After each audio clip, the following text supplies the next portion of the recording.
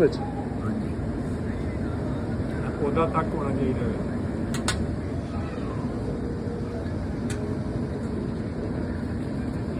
ਬਸ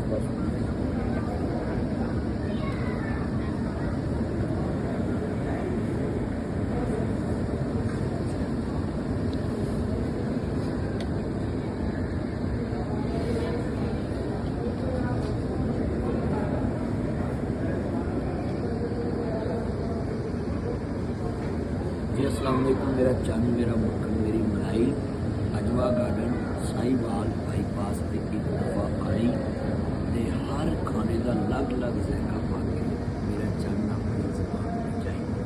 मेरा चंद मेरा मक्खन मलाई चांपा टिक्के मोटी मलाई मोटी